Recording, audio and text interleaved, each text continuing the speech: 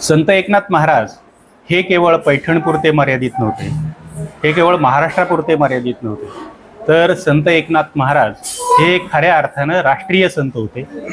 याचं एक कारण असं आहे, महाराजांचा जो सुप्रसिद्ध असा भागवत ग्रंथ आहे, या भागवत ग्रंथाची रचना त्यांनी विद्वानांचं शहर, विद्वानांची नगरी समजलं जाणारं काशीमध्ये त्यांनी या ग्रंथाची रचना केली, हा ग्रंथ लिहिला आणि तिथल्या विद्वानांनी त्याला मान्यता दिली।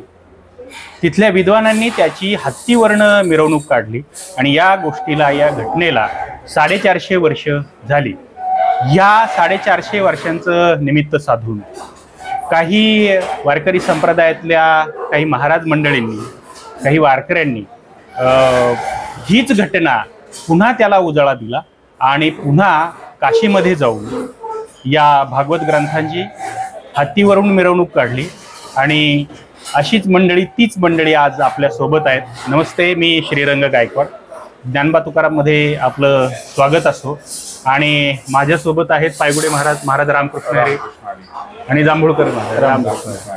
हे दोघे जण आहेत जे त्या प्रस्थानत्रयीमध्ये आहेत आणि प्रस्थानत्रयी नावाची त्यांची समिती आहे, ज्या समितीच्या मार्फत हे काशीला त्यांनी हा उपक्रम घेतला, हा कार्यक्रम घेतला। तिथल्या स्थानिक लोकांचाही त्याला खूप प्रतिसाद मिळाला।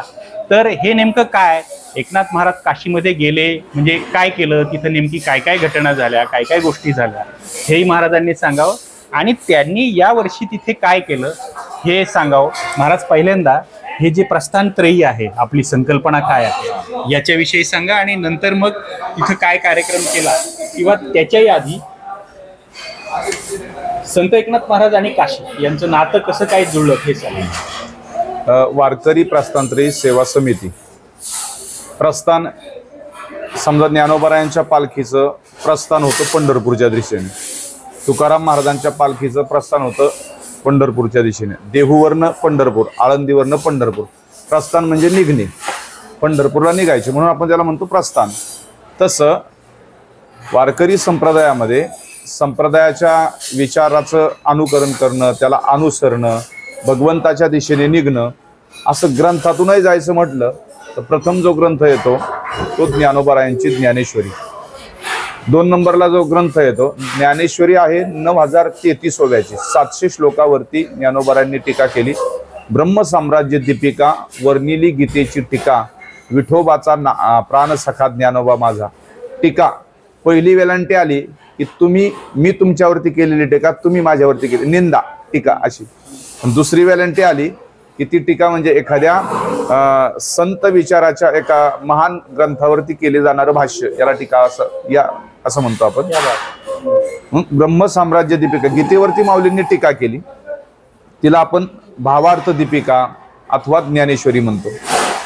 त्याच्यानंतर 2 क्रमांकाचा ग्रंथ येतो तो म्हणजे श्री ग्रंथ कौस्तुभ एकनाथी भागवत, श्रीमद महापुराण अंतर्गत हा ग्रंथ येतो। एकूण 18 पुराण, 18 पुराणामधलं 18वं लेटेस्ट पुराण ते श्रीमद भागवत महापुराण। भागवत पुराणाचे 12 भाग आहेत, 12 भागामधला जो 11वा भाग आहे त्या 11व्या भागामध्ये 1500 श्लोक येतात। त्या 1500 श्लोकावरती 18,810 ओव्यांचा ग्रंथ पैठणचे संत श्री संत एकनाथ महाराज यांनी तो ग्रंथ लिहिला, म्हणून त्याला आपण एकनाथी भागवत असं म्हणतो। पहिले 5 अध्याय काशी क्षेत्रामध्ये झाले लिखित। पूर्वीच्या काळामध्ये प्रेस नव्हत्या, लोक हस्तलिखित करायचे। पूर्वीच्या कालखंडामध्ये पहिले 5 अध्याय पैठण क्षेत्रामध्ये झाले। पूर्वी एखाद्याने ग्रंथ लिहिला की त्याच्या प्रति लोक हाताने हस्तलिखित करायचे। नाथ महाराज ज्या वेळेस भागवतावरती टीका करायला लागले किंवा ग्रंथ लिहायला घेतला त्यावेळेस 5 अध्याय झाले, तिथल्या काही लोकांनी नाथ महाराजांचा तो ग्रंथ जसाच्या तसा हस्तलिखित केला, काशीतल्या लोकांनी। त्याच्यातला एक अत्यंत भाविक भक्त नाथ महाराजांना मानणारा तो काशी क्षेत्रामध्ये तीर्थयात्रेसाठी गेला, पण त्याला अशी सवय लागली होती की ते रोज 5 अध्याय त्याचं पारायण करायचं, मगच झोपायचं। तीर्थाला गेल्यानंतर तो ग्रंथ तो बरोबर घेऊन गेल्यानंतर तो तिथं सुद्धा काशी क्षेत्रामध्ये गंगेच्या किनाऱ्यावरती मणिकर्णिका घाटावरती, काशी क्षेत्रामध्ये 84 घाट आहेत, तिथं मणिकर्णिका एक घाट आहे, त्या मणिकर्णिका घाटावरती तो त्या ग्रंथाचं, नाथ महाराजांनी लिहिलेल्या ग्रंथाचं पारायण करायचं. मग ते काशीतल्या पंडितांना व ते सहन झालं नाही, हे कोण आहे, कुठून आलाय, काय करतोय. मग कळालं की बाबा चौकशी आणती, हा पैठणचा गृहस्थ आहे, पैठणवरनं आलाय. नाथ महाराजांनी भागवतावरती जी टीका केली, संस्कृत मूळ आणि त्याच्यामध्ये प्राकृत भाष्य केलं. पंडितांना राग आला, कारण विद्वत्ता पांडित्य ज्याच्याकडे आहे त्याला दुसरं सहन होत नाही, दुसरं कोणी त्या ठिकाणी. मग हा अधिकार कोणी दिला मराठीमध्ये करण्याचा. मग तो ग्रंथ जप्त केला आणि ज्याने कुणी लिहिलाय त्याला काशीला घेऊन या म्हणून या माणसाने फक्त गंगेचं पाणी पिऊन आणि दूध पिऊन तिथं अनुष्ठान केलं आणि पत्राद्वारे नाथ महाराजांना पैठणला निरोप पाठवला.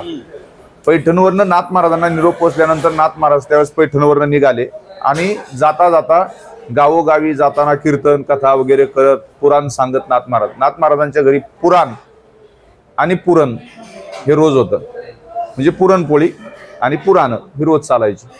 हजारो भाविक त्यावेळेस काशी क्षेत्रामध्ये नाथ महाराजांच्या बरोबर गेले, कारण त्यांनी असं समजलं की आपल्याला आयुष्यामध्ये ही सर्वात चांगली संधी आहे एका साधूच्या बरोबर काशी यात्रा करण्याची, नाथ महाराजांच्या बरोबर, कारण आपण पुन्हा नाही ना. मग हजारो भाविक तिथं पोहोचल्यानंतर मणिकर्णिका घाटावरती पोहोचले. आपली महाराष्ट्राची परंपरा आहे, हाती टाळ दिंडी मुखी नाम गाणे, गजर होतो बहुमोठ्याने, भजन ही परंपरा आहे. ते भजन कीर्तन घाटावरती झालं. मग काशीच्या पंडितांना कळालं हे कोण आले. ज्यावेळेस ते कीर्तन पाहिलं, महाराष्ट्राची परंपरा असं सांगितलं जातं, चरित्रकार लिहितात, अगदी ल रा पांगारकरांनी सुद्धा सांगितलंय की काशीचे पंडित सुद्धा कीर्तन ऐकण्यासाठी खाली बसले, ज्यांनी विरोध केला ते त्यांना सुद्धा त्या कीर्तन ही भाव समाधी आहे. कीर्तनामध्ये बसल्या क्षणाला त्या ठिकाणी समाधी लागते. कीर्तनात बसली की झोप लागते ना, कारण काय, आणि बिना गोळीची लागते. म्हणून जे गोळ्या खातात त्यांनी इथं येऊन बसावं, त्यांना शांती सुखाचा लाभ होईल. आणि मग पंडितांनी ते कीर्तन वगैरे झाल्यानंतर नाथ महाराजांना बोलवलं. मी थोडक्यामध्ये याचा विस्तार करतोय, खूप सांगत नाहीये विस्तारानं, थोडक्यामध्ये सांगतो.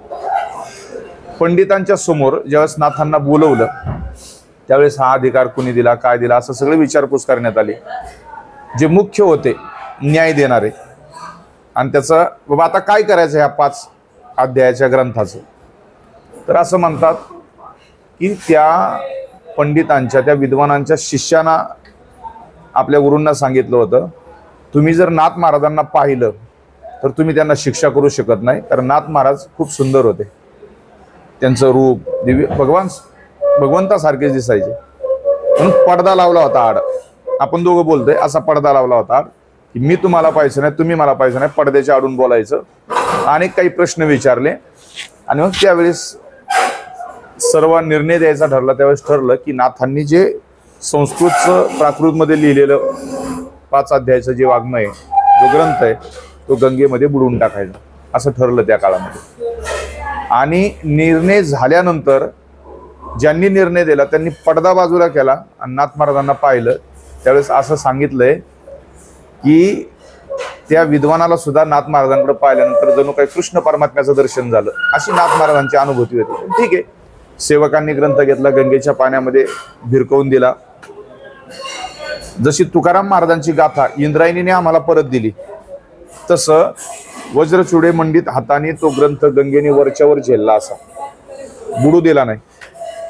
आणि जे म्हणजे तुकाराम महाराजांची गाथा बुडून वरती आली, मग ती वाचणाऱ्याला बुडून देणार आहे का? तसंच जीवनात बुडू देणार नाही. तसं हे नाथांचं भागवत सुद्धा तसंच आहे. आणि मग आश्चर्य वाटलं, लोक पोहत गेली, गंगेच्या हातातून तो ग्रंथ आणला. पंडितांना सुद्धा त्या ठिकाणी आनंद झाला. आम्ही इतके दिवस इथं गंगेच्या स्नानाला येतो, सेवा करतो गंगा मातेची, पण आम्हाला कधी प्रसन्न झाली नाही. ती अनुभूती त्यांना आल्यानंतर नाथांना परवानगी मिळाली. नाथ महाराज काशीमध्ये वास्तव्याला राहिले आणि बाकीचे उरलेले 26 अध्याय, इथले 5 आणि तिथे 26, असा 31 अध्यायाचा 18,810 वेगांचा ग्रंथ तिथे पूर्ण झाला. त्याच काळात काशी नरेशाचा ग्रंथ लिहून झाला होता. कोणता ग्रंथ श्रेष्ठ, तुमचं मत, माझं मत. माणसाच्या मताने कुणी म्हणायचं काशी नरेशाचा. काशीत राहणाऱ्यांना प्रश्न पडला, आपला राजा आहे, आपली महाराष्ट्रातली मंडळी ती म्हणायची नाथ महाराजांचा. शेवटी निर्णय गेला काशी विश्वनाथांकडं. काशीत अधिष्ठान 12 ज्योतिर्लिंगांपैकी अगदी त्याचं त्या मंदिराचा जीर्णोद्धार अहिल्याबाई होळकरांनी केला.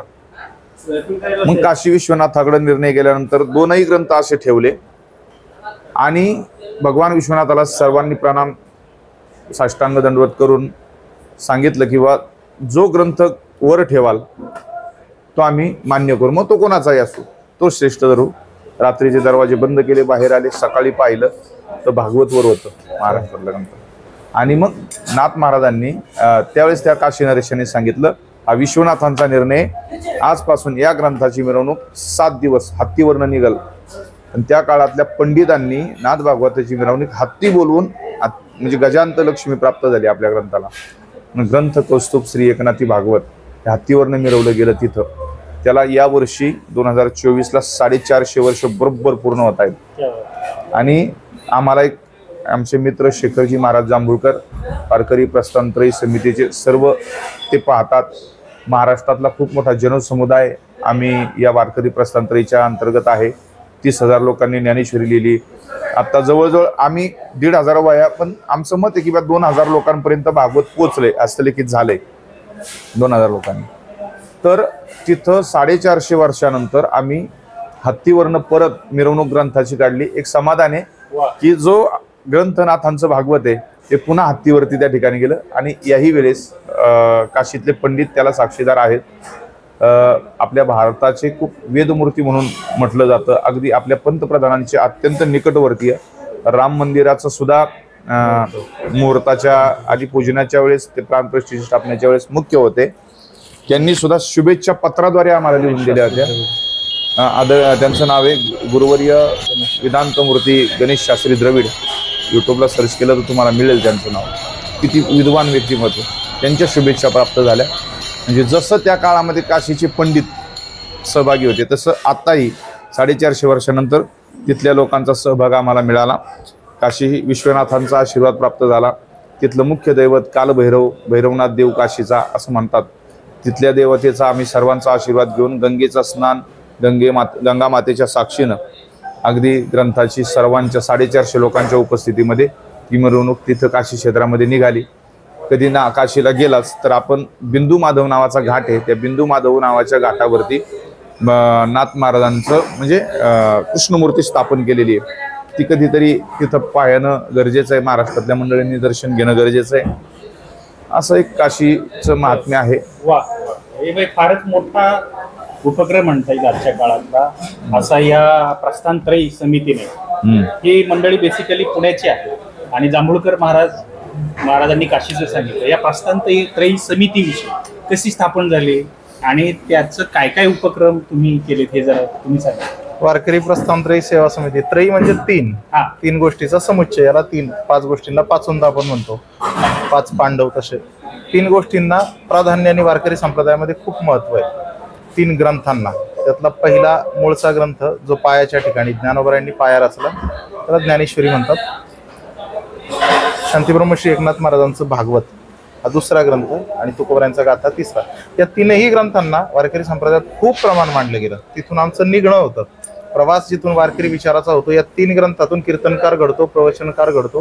किंवा याच विचारांना आम्ही सगळ्यात जास्त आमच्या मनामध्ये विचार, डोक्यांमध्ये आमच्या मनामध्ये त्याला साठवून ठेवतो. तर या ग्रंथांची सेवा व्हावी हा प्रत्येकाचा मानस असतो. परंतु काय होतं, पारायण करतो, गावोगावी पारायण असतात, आम्हीही करतो, आम्ही वाचतो, लोकांना प्रवृत्त करतो बसा. परंतु काही लोक लेट येतात, शरीर ओंगळवानं असतं, कंटाळवानं असतं, काहींना स्थूल स्वर बसता येत नाही. तर काही ग्रंथातले काही भाग वजा होतो, वर्ज्य होतो. मग आमचा मानस असा होता की हे सुटलं नाही पाहिजे. एका अक्षरामध्ये आहे माझा रमाकांत हे संतांनी भूमिका सांगितली की मी जर एक अक्षर लिहितोय पण त्याच्यामध्ये सुद्धा आमचा पांडुरंग आहे. मग ते एक अक्षर सुटतं म्हणजे आमच्यातून ते देवत्व कुठेतरी सुटत चाललंय. हा अवमान संत वाङ्मयाचा होऊ नये ही जी भावना होती आमची. तर याला मूर्त रूप देण्यासाठी प्रमादरणी आमचे संतोष महाराज पायगुळे ते म्हणाले आपण काय करू, लेखी पारायण करू ना. 4-8 जण एकत्रित येऊ, लेखी पारायण करू, थोडं मित्र परिवाराला बोलावू. मी म्हटलं मग 11 करू. आमच्यात अजून 1 जण ऍड झाले. ते म्हणाले 11 करायचं म्हणजे जे अक्षर आहेत ती फक्त लिहून काढायची. वाचिक पारायण, मौखिक पारायण म्हणजे ते वाचून काढणं. लेखी म्हणजे जसंच्या तसं तंतोतंत ग्रंथ कॉपी पेस्ट. म्हणजे जे वाचून सुटून जातं लिहिल्याने ते सुटू नये. आणि याच्या मागचा दुसरा एक हेतू असा होता की आपली मराठी संस्कृती, मराठी वाङ्मय या वाङ्मयाच्या संबंधाने आता लेखन आणि वाचन संस्कृती जरा कमी होत चालली आहे. तर पुढच्या काळामध्ये कदाचित लेखन संस्कृती लयालाच जाईल की काय, ही पण भीती आहे. मराठी आत्ताच्या मुलांना लिहिता येत नाही. वाङ्मयीन शब्द आहेत हे आता उच्चारता येत नाही. याच्या माध्यमातून तीही सेवा थोडी घडावी. शुद्ध लेखन म्हणून जरी का आपल्या लेकराला लिहायला दिलं की बाबा तू एवढं लिहून काढ, तर ते लेखन शुद्ध करता करता करता त्याचं जीवन कधी शुद्ध होऊन जाईल कळायचं नाही. म्हणून हा एक मानस राहायचा आणि माणसाला एक भूमिका राहते मिरवायची. म्हणजे मी जे काय केलंय ते मी दाखवणार तुम्हाला. मी जे काही कोणती कृती व्यावहारिक असू द्या, म्हणजे आध्यात्मिक कृती तर तो किती शिरोधार्य करेल याचा विचार करा. कोणी कीर्तनकार प्रवचनकार गेला, कोणी पाहुणा आला, तर त्याला दाखवण्यासाठी तो भौतिक गोष्टींचा वापर नाही करणार. हे पहा मी गाथा लिहिली, हे पहा मी ज्ञानेश्वरी लिहिली, असं तो दाखवेल ना. आणि माझ्या वडिलांनी केली, माझ्या आजोबांनी केली म्हणून ती वही म्हणा, तो ग्रंथ म्हणा, तो जपून ठेवला जाईल. किमान 100 वर्ष तरी त्याला काही होणार नाही किंवा ती लोक जपून ठेवतील. आणि कोणाला तरी तो ग्रंथ भविष्यात घरात खुणावेल. माझ्या आजोबांनी लिहिली, नक्की त्याच्यात काय आहे ते तरी पाहू. हा एक थोडासा दूरचा विचार ठेवून आम्ही वारकरी प्रस्थानत्रयी सेवा समिती स्थापन केली आणि त्याच्यात लेखी पारायण करायचं ठरवलं. ज्ञानेश्वरी झाली, 30-35 हजार लोकांनी लिहिली, तो वास्ट झाला. 35,000 लोकांनी जवळजवळ 18 देशामध्ये म्हणजे एका माणसाने पूर्ण ज्ञानेश्वरी लिहिली. असे 30 ते 35 हजार लोक आणि जवळजवळ 18 देशांमध्ये ते लिहिले गेले. म्हणजे केवळ पुण्यातलेच लोक नाही, पुण्याच्या बाहेर, महाराष्ट्राच्या बाहेर, परदेशात, कर्नाटका, आंध्रा, खूप साऱ्या राज्यामध्ये, वरती गुजरातमध्ये. काही आमचे मित्र आहेत. माझी एक मैत्रिणी ऑकलंडला राहते, तिकडं शिकून गेलेली आहे. तिच्या मैत्रिणी तिकडचे जे महाराष्ट्रीयन लोक आहेत तेही काही लिहित आहेत. मला वाटतं आम्ही नारायण धामला एका ठिकाणी होतो, गेल्या वर्षी पंचकर्माला गेलो होतो. तिथं काही लोक आले होते परदेशात, मराठीच लोक, पण ते बाहेर राहत होते. त्यांना आम्ही बोलता बोलता व्यायाम करता करता हा उपक्रम सांगितला. ते आमच्याकडून 2 वया घेऊन गेले. असंही होतं. इंडोनेशियाला, त्या देशामध्ये ते राहत होते. जोडी होती आणि एक मुलगा होता, ते घेऊन गेले. 18 ठिकाणी गेलेत आपण. 18 देशामध्ये गेल्या आणि 18 देशांमध्ये ज्ञानेश्वरी लिहिली गेली. मराठी माणसाच्या माध्यमातून लिहिली गेली. मॉरिशस वगैरे त्याही ठिकाणी गेली आणि भागवत जवळजवळ 2000 लोकांनी लिहिलं गेलं. आता आमचा थोडा वास्ट संकल्प आहे, मोठा आहे, तो खर्चिकही अर्थात होईल. तुकोबराय करून घेतील. लाख मोलाचा गाथा आहे. गाथा हा कळस आहे, प्रस्थानत्रयीचा कळस आहे. तुकोबराय तुका झाला असे कळस, असं बहिणाबाईंनी लिहून ठेवलंय. तर त्या कळशाला आम्हाला खऱ्या अर्थाने ते असं रूप द्यायचं की तो आध्यात्मिक कलश बसला पाहिजे. भंडारा डोंगरावर तुकोबरायांचं मंदिराचं काम चालू आहे. जवळजवळ 200 कोटीचं मंदिर आहे. ते पूर्ण होईल. ती एक वास्तू जगतमान्य होईल की संताचं एक मोठं मंदिर झालं तुकोबराय. आणि आपलं भाग्य आहे एकाच काळामध्ये रामाचं आणि तुकारामाचं हे मंदिर आम्हाला पाहायला मिळालं. ज्यावेळेस त्याच्यावर कळस बसेल तो सोन्याचा असेल. तुकोबरायवरून पाहत असेल की आज सोन्याचा कळस बसला, त्याचबरोबर अध्यात्माचा कळसही बसला, हे तुकोबरायवरून पाहतील. कारण 1 लाख लोकांनी असा हाताने लिहिलेला गाथा डोक्यावर घेऊन पायथ्यापासून कळसापर्यंत पूर्णत्व प्राप्त होईल, असा एक मानस आहे. तुकोबराय जसे प्राज्ञा देतील तसं अजून पुढे कार्य करूयात. पण हे सगळं तुम्ही एक कसं जोडणी करता? म्हणजे एवढ्या लोकांना कॉन्टॅक्ट करणं, परराज्यातले लोक, परदेशातले लोक, ज्या गोष्टीचा आता आपण वापर करतोय सोशल मीडिया, याचा वापर अविनाशजी धर्माधिकाऱ्यांचं वाक्य होतं, हे इतकं सुंदर शस्त्र आहे, त्याचा जर चांगला वापर कराल तर रक्षण होईल, नवे नवे पूज्य व्हाल तुम्ही जगामध्ये. आणि जर त्याचा चुकीचा वापर कराल तर पायदळीत उडवले जाल. त्या मीडियाचा वापर करून आज प्रत्येकाच्या हातात मोबाईल आहे. आज कोणी पुस्तक विकत घेतलं असेल की नाही शंका आहे, परंतु लेटेस्ट आलेला मोबाईल त्याला घेऊ वाटत नाही, असं वाटत नाही, त्याच्या हातात असतं. म्हणून ते मीडियाच्या माध्यमातून आपण काय केलंय, एक वेब फॉर्म डिझाईन केलाय की सामान्याला तो भरता येईल, त्याला सहभागी होता येईल उपक्रमात, त्याच्या नोंदणी होतील आणि त्याच्यापर्यंत तो गाथा पुरवला जाईल, असा मानस आहे. आणि पायगुडे महाराज तिथे आता तुम्ही ते श्रीकृष्णाच्या मंदिराचं सांगत होता, तर ते काय म्हणजे ते कुणी बांधलंय किंवा ते काय हे एकदा सांगा. आणि आता तिथं त्याची काळजी किंवा बाकीचं तिथे काय काय उपक्रम सुरू असतात? उपक्रम काय नाही, मंदिर आहे पाहण्याकरता आणि तेथील पुजारीच त्याची पूजा वगैरे व्यवस्था. मूर्ती नाथ महाराजांच्या हस्ते बसवण्यात आली असं म्हणतात. कृष्ण परमात्म्याची मूर्ती बसवण्यात आलेली आहे तिथं बिंदू माटव घाटावरती. आता भविष्यातला आपला उपक्रम म्हणजे गाथा लिहिणे, गाथा लिखाणाचा. तुकाराम महाराजांची गाथा लिहिणे, 4.5 अभंग किंवा 4092 2 विभागामध्ये अभंग आहेत. 4,500 अभंग साधारण आपण धरतो तुकोबरायाचे, ते लिहिणार आहोत आपण. आमच्या बरोबर काही पत्रकार पण जोडले गेलेले. पिंपरी चिंचवडला एक पत्रकार परिषद घेतली होती काही पत्रकारांनी, तर ते हे ऐकल्यानंतर ते आम्हाला पण म्हटले की ज्यावेळेस हा उपक्रम चालू होणार आहे त्या उपक्रमात आम्हाला सहभागी करून घ्या, आम्ही ते स्वतः लिहितो. अशा आहेत, डॉक्टर आहेत, वकील आहेत, म्हणजे गृहिणी आहेत, IT मध्ये काम करणाऱ्या काही मुली आहेत, ज्याला लिहिता येतंय त्या बालकापासून तर अगदी वृद्ध वय म्हणजे 95 वर्षाच्या माणसाचं अक्षर जर आज बघितलं आणि तुम्हाला जर दाखवलं तुम्ही आश्चर्यचकित होता. पिंपरी चिंचवडला एक आमचे काठी परिवाराचे आजोबा आहेत, त्यांचं अक्षर मोत्यासारखं आहे. त्यांनी ज्ञानेश्वरी लिहिली, भागवतही लिहिलं. आणि पंतप्रधानांना तो मुद्दा, पंतप्रधानांना जे हस्तलिखित ज्ञानेश्वरीचं होतं त्यावेळेस देहूच्या कार्यक्रमाला पंतप्रधान आले, ते हस्तलिखित ज्ञानेश्वरी आपण पंतप्रधानांना भेट दिली. ते अक्षर पाहून ते सुद्धा असं नवल वाटलं त्यांना की आजही आपल्याकडे एवढी वय असणारी माणसं, मोत्यासारखं अक्षर आणि एक ज्ञानेश्वरी आमच्याकडे हस्तलिखित आपल्या महाराष्ट्रात केली जाते. कळलं ना देशाच्या प्रमुखांना.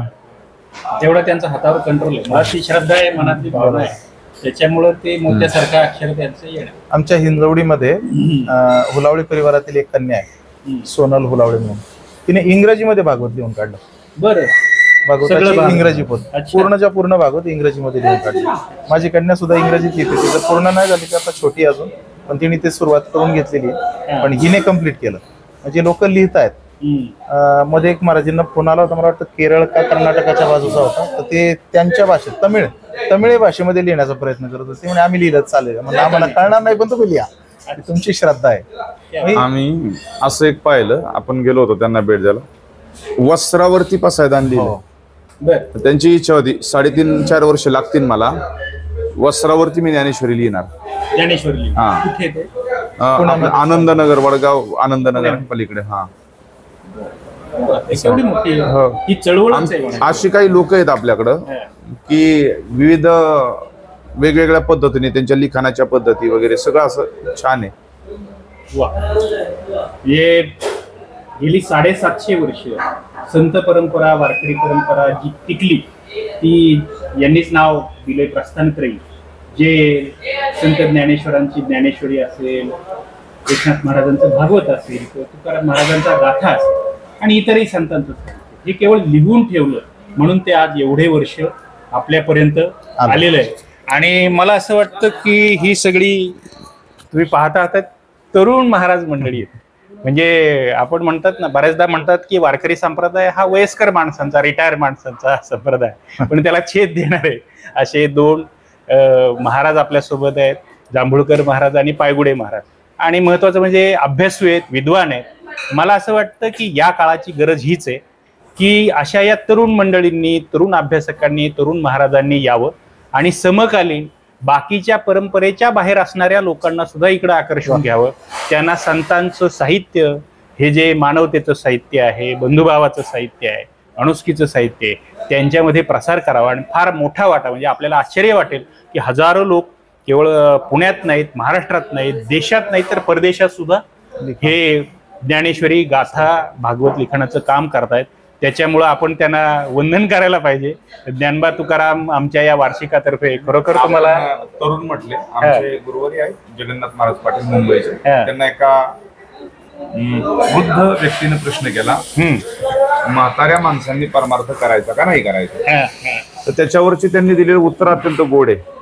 म्हणजे म्हाताऱ्या माणसांनी परमार्थ करायचा, तक्रार काहीच नाही, करायचा, जितका करता येईल जसा करता येईल त्या पद्धतीने करायचा. पण परमार्थ करता करता, म्हणजे वृद्धांनी तर परमार्थ करा, पण तरुणांनी हा विचार घ्या की परमार्थ चालू करा आणि परमार्थ करता करता वृद्ध व्हा. अशा पद्धतीने परमार्थ, म्हणजे आम्ही ती प्रेरणा घेतली की बाबा नाही, आताच नाही तर याच्याही अगोदर आम्ही आता गेली 15-20 वर्षापासून संप्रदायाची भूमिका जोपासतोय. आवड आहे, आपली मातृभूमी आहे, ज्ञानोबा तुकोबा जगात कुठे नाहीत, ते आपल्याकडे आहेत, आणि जे जगाला मिळालं नाही ते आपल्याला मिळाले. मग आपण या काळाचे, या वेळेचे साक्षीदार आहोत. आपल्याला ही एक मिळालेली संधी आहे. पाहू कसं आता तिचं सोनं करता येत आहे. नाही, हे मला असं वाटतं हे सोनं म्हणतायत, पण ते होतच आहे.